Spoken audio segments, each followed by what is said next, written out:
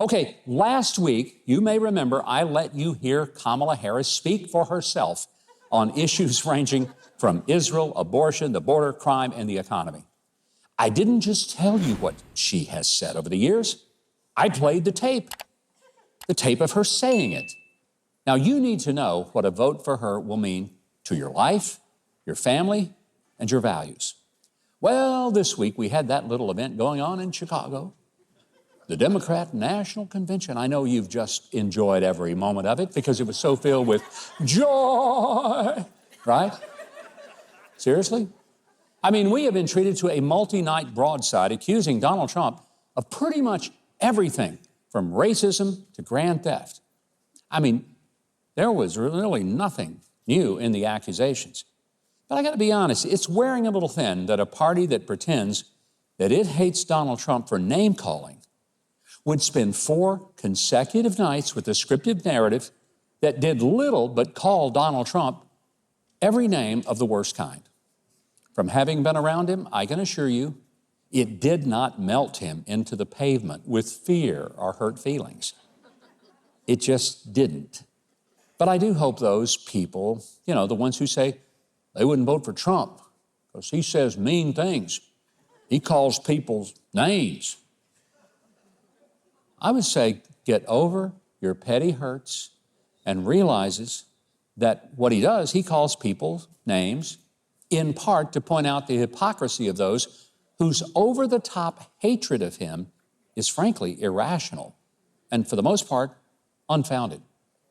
Over the next few months, you're going to hear mostly the same list of utterly nonsense hoaxes that have been long debunked, even some debunked by liberal fact-checkers and media outlets. Now, the staff writers who work with me publishing my twice daily newsletter have compiled the top 10 corrections to lies about Donald Trump that you heard this week at the DNC. I thought you might enjoy hearing those top 10. Here they are. Number 1, Trump's 2016 campaign did not collude with Russia. In fact, the government wasted $30 million of our tax money investigating that groundless accusation and found it wasn't true. Number 2, Donald Trump did not incite his followers to riot or attack police officers on January 6th of 2021. He actually told them to protest peacefully and patriotically. And after the riots started, he urged them to obey the police and leave quietly. He also urged Nancy Pelosi and the mayor of D.C. to let him send 10,000 National Guard troops that day, and they both refused. Number 3, Trump did not try to grab the wheel of the presidential limo and force his driver to take him to the Capitol on January 6th. Of all the nutty things, that's the dumbest thing I've ever heard. I've been in the presidential limousine with presidents before. I always wanted to ride in it as the president. That never really worked out. But I've been in that car with the dude who's the president on several occasions, more than one president. And I got to tell you, you can't jump up from the back to the front seat. It's physically impossible. And when that came out, anybody who's ever been around a presidential detail said, got to be kidding. Well, that's been debunked by all the alleged witnesses who were there. Number 4, Trump never said there were very fine people among the neo-Nazis at Charlottesville. Never said that. He actually said that those people, the neo-Nazis, should be condemned totally. Even a liberal fact-check group admitted that any other assessment of that was totally false. Number 5, Trump did not refuse to visit a U.S. military cemetery in France because he said the soldiers there were suckers and losers. The trip got canceled because the weather was too dangerous for his helicopter to take off. And that whole comment about the suckers and losers, that was refuted by everyone who was present, including my own daughter, but also including people who are not even Trump fans. And if I didn't trust them, I'd always trust my daughter. Just would do that. Never said that. Number 6, Trump never said he planned to be a dictator from day one if he was reelected. In fact, he scoffed at the accusation and then joked that he would be a dictator, but only for one day. He'd order the border sealed and oil companies to drill, baby, drill. So, joking about being a dictator for one day and vowing to be a dictator from day one are two very different things. But let's face it, the people on the far left, they do not have a sense of humor. Number 7, Trump did not say there would be a bloodbath if he didn't win. He said there would be a bloodbath, a financial bloodbath in the automobile industry if Biden did win. Simple as that. Number 8, Trump never suggested that Americans inject or drink bleach to fight COVID. Again, one of the dumbest things I ever heard him accused of. Yeah, Donald Trump said you ought to inject bleach. I think people who say that, they did inject the bleach. I mean, something fried their brains. I mean, seriously, did anyone honestly believe that one? Number 9, Trump's platform is called Agenda 47, not Project 2025. Project 2025, it's a Heritage Foundation initiative that Trump had nothing to do with. He's even dismissed it, even though, quite frankly, it's not at all a scary plan. It actually is pretty sensible. But the Democrats decided that they were going to attack it, and it was horrible because, you know why? I'll tell you why they didn't like it. It had too many pages, and they didn't have enough pages to color. That's what they didn't like about it. And then number 10, Trump does not back a federal abortion ban. He agrees with the Supreme Court that it is a state issue, and that's what the repeal of Roe v. Wade did. Now, those are just the top 10 lies that are said about Donald Trump. There are plenty more, but you get the picture. So when you have family or friends who are never Trumpers because they are repeating the lies, take the list I've just given you and help them out. You know, Jesus said it well. You shall know the truth, and the truth shall set you free.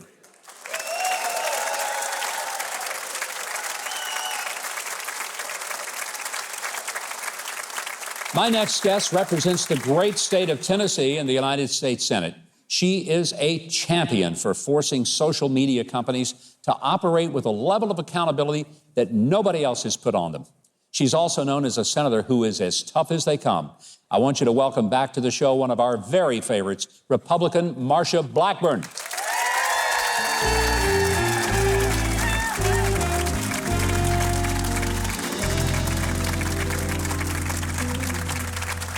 Well, Senator, as you can tell, you are in friendly territory here tonight. Yes, I am. And you should be. For anybody who loves this country, you are one of those folks that we just thank God for because you are fighting the fight. I like to say it this way. You're doing the Lord's work in the devil's town. Well, there you go. You're doing it. And I'm glad I'm there and honored to be there. Thank you. You've watched, as we all have this week, the Democratic National Convention. Any surprises for you? Not really any surprises. You know, I thought it was so interesting that they kind of co-opted the language of the right, talking about freedom and opportunity and the Constitution and the rule of law. But, you know, Governor, their policies are all about taking away your freedom, giving it to the government, and letting the government dish back out to you what they think you should have. And you look at Kamala Harris's policies, and she would end private health insurance and put everybody on Medicare for all, which is not, you wouldn't even have private insurance there. It would be total government control. She's voted to and wanted to abolish ICE. She has supported defunding the police. And these are things we know, but they're now trying to distance her from all of that. You know, she didn't want to be named the border czar. I mean, when I say named, she didn't want to be called that. Right. Even though she was designated the border czar. I mean, she was in charge of the border. Joe Biden said, my vice president is going to be in charge. We've been told for 3.5 years the border's secure. They're doing a great job. We've heard it from Mayorkas. We hear it from her. We've heard it from Biden and the press secretary that the border is under control. So if it is so under control, if it is in such good shape, why wouldn't she embrace the title and be proud to be called the border czar and say, all that down there, that's my doing? And that is what we would have expected her to do, is to, if she thought she had been successful in dealing with the border, she would have done that. But we know that 10.5 million illegal entrants. And however many gotaways that are out there, hundreds of people that are on the terrorist watch list, 99 that they've admitted have been released into the country, tens of thousands of Chinese nationals coming into the country. And Governor, as you know, you don't just walk out of China and say, I'm going to cross an ocean and I'm going to get into the U.S. We know that they've been given permission. And then you've got tens of thousands of gang members. And this week we find out that DHS has probably lost track of over 300,000 migrant children. When you say lost them, they have no idea where they are? They don't know where they are. They cannot get their sponsors who were not properly vetted. They don't answer the phone. They don't respond to the email. And we found out about 15, 16 months ago that you had about 85,000 of these children that were missing, and they couldn't get track of them. We found it out because of a New York Times reporter talking about these children being part of labor gangs and working in food processing facilities. And now we find out that the number is north of 300,000 children. You know, the government doesn't know if they're dead or alive, if they're being trafficked, if they're being put into labor gangs or having to deal drugs. These are unaccompanied alien children that came into the country. The government placed them with sponsors, and now they're not able to get account of where these children are. That alone, Senator, should be reason to make a change in administration. If you lose 300,000 children and you don't have a clue what happened to them, the first sin was letting them come over without their parents, without family, and just letting these kids come into the country. And the second, somehow believing they would magically line up with their sponsors. I mean, that's a horrific situation. That's bigger than most cities in America, 300,000. And these are kids. These are children. That's right. Are you confident the election this year is going to be on the up and up? And by that, I mean done with integrity, honest, fair, objective, all the votes counted that should be counted, and none of the votes counted with people who are not legal to vote? Yes, and I am encouraged that we have several states that have strengthened their voting laws. Arizona has recently cleared that hurdle. The court has decided they can have that ID and proof of citizenship. There are 24 states that have joined together with a lawsuit to go before the court to make certain that people are citizens that vote. These are important steps. In Tennessee, I have to brag on us. Our Secretary of State, Trey Hargett, has been ranked by the Secretaries of State as our state having the most safe and secure elections. And we are just really honored with that. It is something to applaud and something to be proud of. Yes, it is. Well, we have a lot more to talk about with Senator Marsha Blackburn when we come back, so we want you to stay put. But right now, Keith Bilbrey is going to tell us what's coming up for the rest of the show tonight. Keith? Well, still to come, from the latest installment of God's Not Dead, actors David A.R. White and Scott Baio previewed their new film. And later, music from the iconic worship group Sonic Flood. You're watching Huckabee.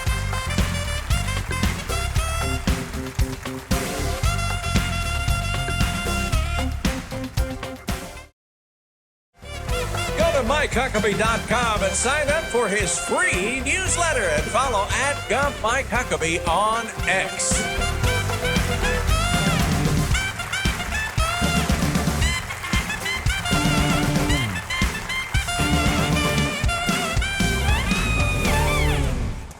And welcome back, everybody. We are here with Senator Marsha Blackburn of Tennessee. This week, she introduced a resolution condemning the so-called border czar of the past 3 years, Vice President Kamala Harris. And we're kind of glad you did that. Well, thank you. You have done some, what I would consider epic moments in the U.S. Senate, one of which was the day that the social media company executives came to the Senate to pretend that they were really accountable, that they were trying to be fair and balanced. The takedown that I watched you do, of Mark Zuckerberg in particular, was one of the finest moments I've ever seen in a Senate hearing. Thank you. I just want to say, you showed some moxie out there. And I mean, you scared him to death. I could see in his face, it's like, who let me come here to talk to her? But you have been on top of this issue in a way that most of the folks in Congress haven't.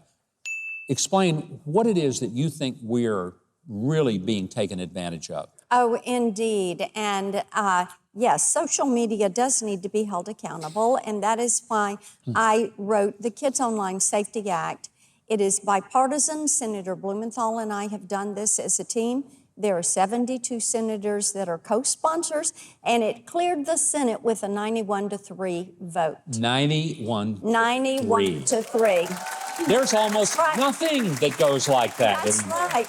But there is agreement that our children should be protected in the virtual space. So this requires safety by design for online and a duty of care. You know, Governor, in the physical world, there are laws against exposing children or selling alcohol, tobacco, pornography to children, exposing them to pornography, taking them to a casino, taking them to a strip show. You can't do that. But what we have learned is in the virtual space, children are exposed to this 24/7. So this puts in place protections, forces the social media platforms to open those black box algorithms, gives parents and kids a toolbox to use to set their settings so that they know what the exposure is, and then gives a portal for kids to be able to report bad actors. So you can get these drug dealers and pedophiles off those platforms and clean up this virtual space for our children. You know, I think people need to understand, in the old days, if somebody was going to take advantage of a child, they'd stand on some seedy street corner, or they'd have a kidnapper van over by the park and offer kids candy to get in the van. These days, all the predators are online. That's right. They're fishing for these kids, and that's where the kids are. That's right. I mean, they're floating in that water, and they're getting the bait. And I mean, it's incredible that you have a almost unanimous vote. But I want to say plaudits to the Democrats as well, who worked with you to get this done, who recognized this is not a partisan issue. This is one of those few things. Where does it go from here? Will it pass the House? Will it go on? Will the president sign it? It is heading to the House, so everyone needs to call their member of Congress and say it's time to pass the Kids Online Safety Act. And I encourage them to keep up with the work that we are doing here. You cannot continue to expose children to self-harm, cyberbullying, pedophiles, drug dealers, and do that on the virtual space. There have to be those protections put in place to protect our children and to give parents what they need. It is a remarkable piece of legislation. It's kind of nice to see Washington do something that we can all say, thank you. Thank you for doing that, rather than, why in the world did you do that? And this is one of those. Before I let you go, I want to ask you about the races this year. I know that you're actually in a re-election effort, although I cannot imagine that the opponent you have is being taken that seriously, but you still will work hard because that's what you do. That's right. Chuck Schumer has said Democrats are going to keep the Senate. What do you think? Oh, no, they're not. Republicans are going to take the Senate. We've got great candidates and great races that are going on. Tim Sheehy out in Montana, Captain Sam Brown in Nevada. You've got Bernie Moreno in Ohio, who is going to win that race. Got some Ohio people here. Right. Mike Rogers out of Michigan. Huckabee is out of Wisconsin. And you've got McCormick over in Pennsylvania. And, of course, Governor Justice over in West Virginia. So you're going to see Republican control of the U.S. Senate. And I fully believe President Donald Trump at the top of that ticket going to the White House. And all of your viewers can keep up with our race. As you said, I am up for re-election, and it is MarshaBlackburn.com to keep up with my race. And we want to do that because we need to keep you there. Thank you. You're doing the kind of job we all wish Thank you. that we saw. And you can keep up with Senator Marsha Blackburn through all of her social media platforms, visiting her guest page. Go to Huckabee.tv. We have a direct link to her page. Keith Bilbrey, he's standing by to tell us who's coming up next on the show. So, Keith, it's all yours. Well, stay right where you are. Actors David A.R. White and Scott Baio from the latest God's Not Dead movie take the stage. Then a visit from the energy expert, Daniel Turner. That's all ahead on Huckabee.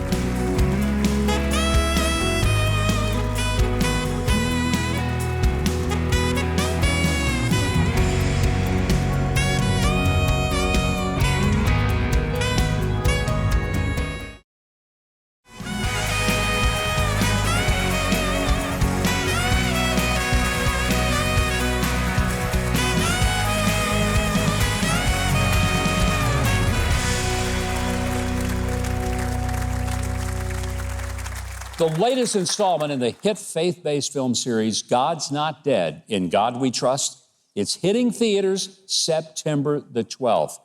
It takes the world of faith into the world of politics.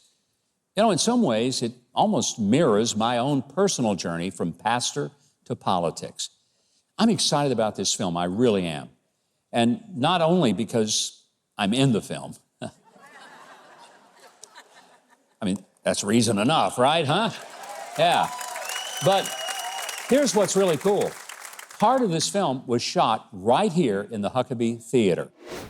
I want you to give a big welcome to my co-stars in the film God's Not Dead. Actually, they are the stars of God's Not Dead, In God We Trust. I'm talking about Emmy-nominated actor, producer, and author David A.R. White and movie and TV icon Scott Baio. Give them a big welcome.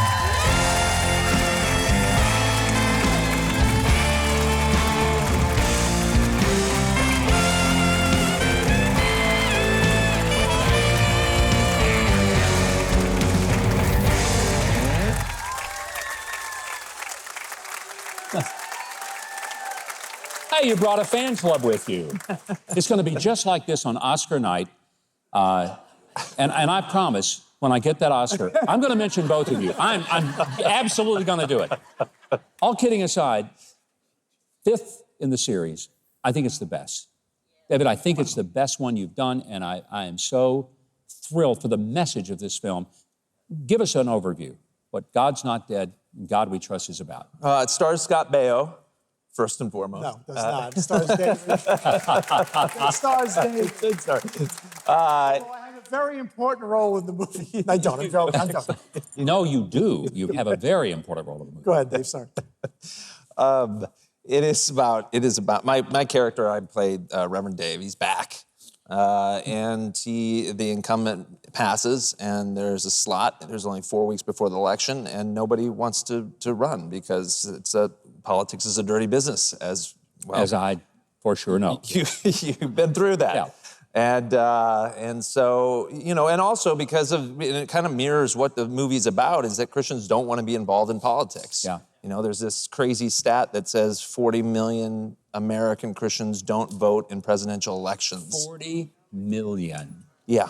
Which means that every single election would be turned if Christians just went and voted. They don't have to put out a sign or scream or yell or do anything other than just simply vote. That's it.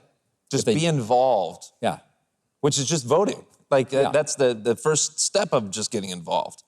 And so that's the movie. And you know, lots of twists and turns. And the arch nemesis in the movie is all about stamping out God in culture and in our country. And unfortunately, there's a lot of truth to that going on right now, life imitating art. It really does accurately depict what happens in a political world.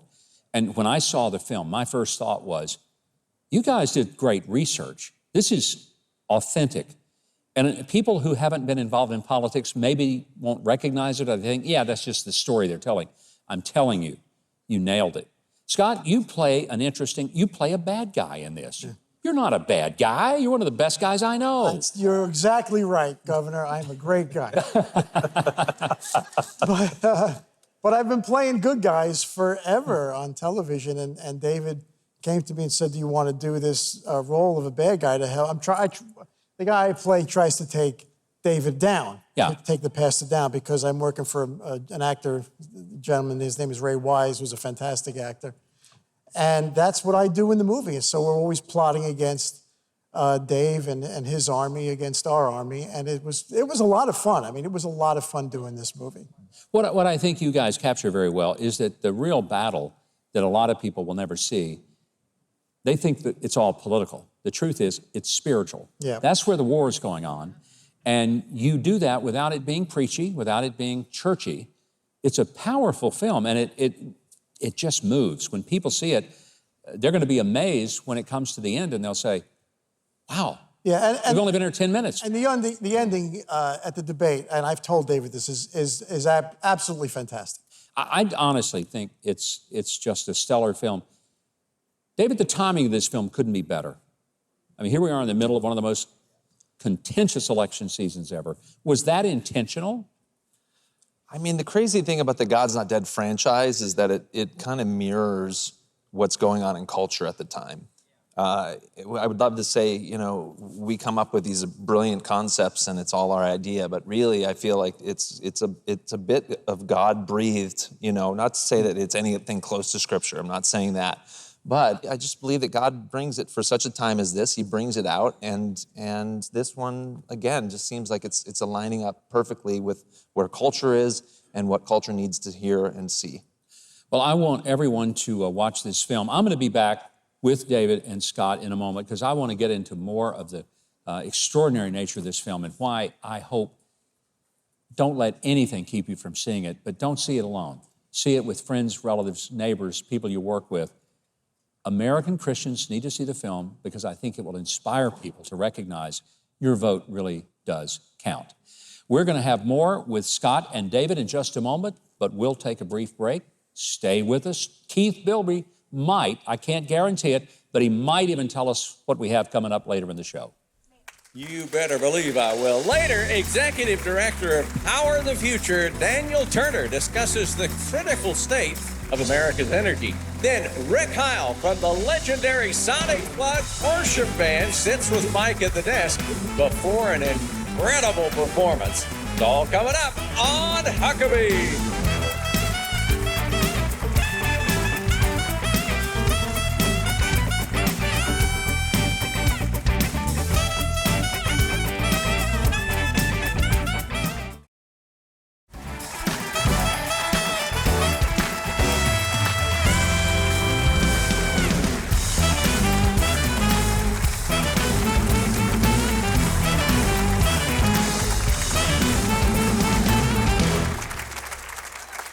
And welcome back, everybody. You know, as much as I'm having fun talking to Scott and David, and I am, one of the reasons this show is so much fun is because of the phenomenal music that we get to hear. You get to hear little snippets of it. We get to hear much more of it. It's all provided by the very best musicians in Nashville, which means the best in the country, Trey Corley and the Music City Connection. Give them a hand. Well, we are talking with the real stars of the upcoming movie God's Not Dead and God We Trust, David R. White and Scott Baio. When the film, I think, takes hold, one of the things that struck me in it was you instantly are pulled into this battle that the pastor is going through. And he's trying to figure out, is there a godly way for me to enter into this arena? It feels like, it almost feels like, you know, we really tried to do this character off of this great man of God, Governor Mike Huckabee. Well, I don't know about that so much, but you know what, I seriously say, I love the fact that we see the struggle, because this is not some character that's a cookie cutter, everything is perfect, I do exactly what I'm supposed to do, and I don't have any struggles with it. We see the struggle. That's powerful, because believers do struggle. I don't know of many people who go through tough decisions and just say, yeah, I'm ready for the fight. It's not the way it works. And you guys did a great job of presenting that. No, thank you. My father was a minister, right? And so he always wanted me to become an evangelist, and I didn't want to become an evangelist. I didn't want to go into ministry, and somehow I'm ended up in, a you- side kind of thing, a ministry. different kind of ministry. No, I was gonna know, say, you I are know, in the I know, I ministry, know. man. Here I play a pastor, though. Yeah. But as you know, and I mean that respectfully, is that obviously you have an incredible story about how you were a pastor and then you became a governor and went into politics. And I think that so often people think, well, when you become a Christian, your life's going to just be perfect and everything like that. But it is not that. You're right. We live in a torn world between that's the light and darkness, and ultimately, how as Christians do we maneuver in that, and then throw politics in the middle of that? How do we maneuver in politics on top of it? Part of this film was shot right here in our theater, which we're very excited about because it was fun for us to be able to watch it happen. And I know we've got some just behind-the-scenes footage. We're watching this. So as we're watching this, as the cameras are rolling in and we're seeing kind of what happened when they filmed, Scott, I want to just present to you, when you first read this script, how did it strike you? And did you instantly say, I want to be in the film? Or did you have to kind of read it through and think, yeah, I don't know if I want to get in one of these faith-based films? Oh no! As soon as I read it, I wanted to do it because I believe in the mission of the movie. And as you may or may not remember, Governor, I spoke at the Republican convention for I do Trump remember. Yeah. in 2016, and I knew that I was going to be canceled and blackballed and Yeah. all that. I knew it, and I was okay with it. And doing this movie was just part of my journey in life because my country is more important than me. My daughter is Wonderful. my daughter is more important than me, and I will do whatever I can to keep this country what I remember it as, which was a God-fearing, respectful, law-abiding country. And, there's only a couple of things. I'm God-fearing, powerful, prosperous, and safe. That's really all I want. And right now, we're none of those things. So when David offered this to me, I said, yeah, man, I'm here to help. I'm here to help the cause, absolutely. You added an enormous level of just gravitas to the film. Well, And I want to say praise to and both of thank you you. how wonderful this presentation is. God's Not Dead, In God We Trust opens nationwide in theaters all over the country on September the 12th, starring me, of course. Actually, I have a very small little part, but it really does star David A.R. White and Scott Baio. Good for you. Get tickets. I'm serious. Get tickets to the movie. Find a theater near you. Buy tickets for friends and take them with you. People need to see this because especially people who say, I don't want to get involved in politics. I just want to love Jesus and I don't want any of that political stuff. It's too dirty. Take them to see this film. If it doesn't change their mind, then okay, you know what? It can't be changed. But I really believe that it could have an impact on the election when people get the message. If you want to know how to do all of those things I just mentioned about the tickets, go to Huckabee.tv. We have direct links because we want you to go to the theater. We want you to fill it up on September the 12th when it opens. Make it an extended showing and show Hollywood. People want to see good films. This one is a good one. All right, we're going to see if Keith Bilbrey can work up a little energy and tell us what's coming up. Keith? Well, I'll try. Daniel Turner brings the energy with his fantastic ideas and policies regarding our country. And you don't want to miss Sonic Flood's powerful performance of Mayday.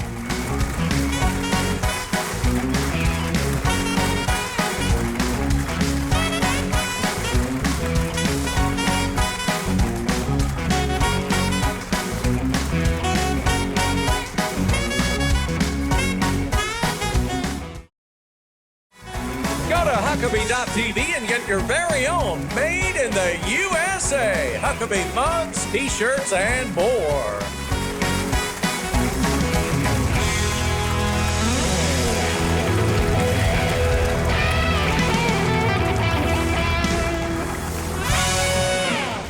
Well, my next guest is an energy expert who knows just what policies this country really needs to be stronger, safer, secure, and powerful. I want you to welcome the Executive Director of Power the Future. He's been a guest on my podcast way back when, and just a terrific guy, knows his stuff. It's kind of refreshing to talk to someone who knows what he's talking about. Unlike Keith, That was pretty cold. I was just kidding. Please give a big welcome to Daniel Turner. Thank you, Daniel. Great to be here. I will pay dearly for that horrible remark. Nothing in this country works without energy. No. Nothing.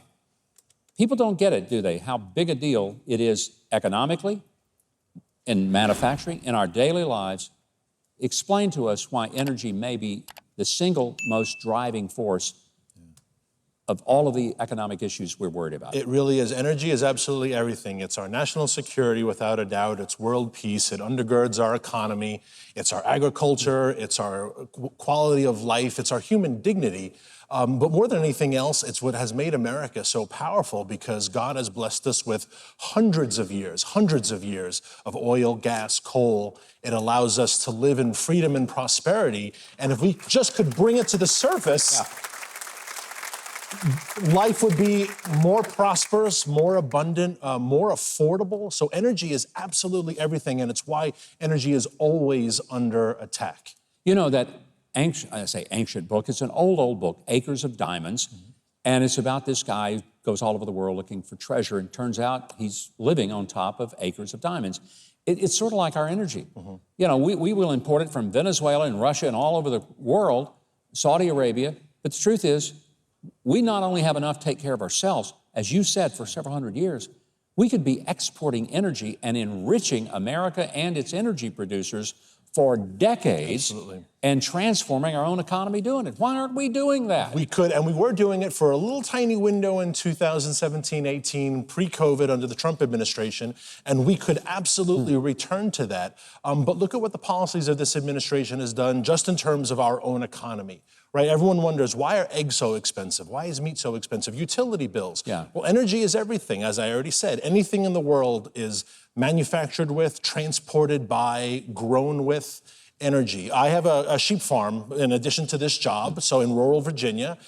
So other farmers know, what does hay cost? Why is hay, I used to pay $7 a bale, I'm now paying $11.50 a bale. Why did it go up so much? Well, those prices I have to add on to the sale of sheep, and that's what you see in the back end of the grocery store. It all has to come down to energy, because the very farmer who planted the hay and irrigated it and harvested it and swept it and baled it has to pay gas bills, has to pay employees, et cetera. So if energy is cheap, life is cheaper. And we used to have cheap life in America. Yeah. We used to have cheap gas, cheap food.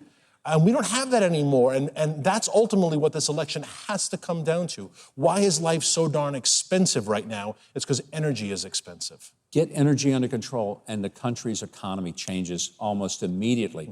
Well, I hear the Democrats say, and Joe Biden has said, hey, we're pumping more oil than we ever have. So if that's the case, how come we're not seeing lower gas prices and lower food costs? Because they almost have said, we're doing better than anyone has ever done ever. We're the energy administration. What's wrong with that claim? Yeah, our oil production numbers are good. There's no doubt about it. But oil prices are not just about production. They're also speculative. So the energy the markets are looking into the future saying this is not going to be sustained. Right? If we were producing the same amount of oil in the same conditions that the Trump administration gave us, oil would be $55 a barrel like it was in the Trump years. But I think it's 72 today is where I saw it. It's been around 80 for a while. Well, that's $30 more expensive per barrel for years. Why? Because the industry sees, this is not going to continue. They see the punishment coming out of the Biden administration, the land restriction, et cetera, et cetera. Markets are smart, and you can't really lie to them too much. So you can tap into the reserves, you can import oil from Saudi Arabia, but none of that has lowered prices to where just a robust energy supportive environment would bring us, and that was what we had previously. You mentioned security, and we're almost out of time, but I can't let you go without mentioning that one of the reasons that Iran was able to finance Hezbollah and Hamas murder Jews on October 7th of last year is because they had the money that they got because we took the grips off of their energy industry, and that enriched them, and they used it to kill people. 100%. If we were using our own energy and told them to take a hike, it's just a reality.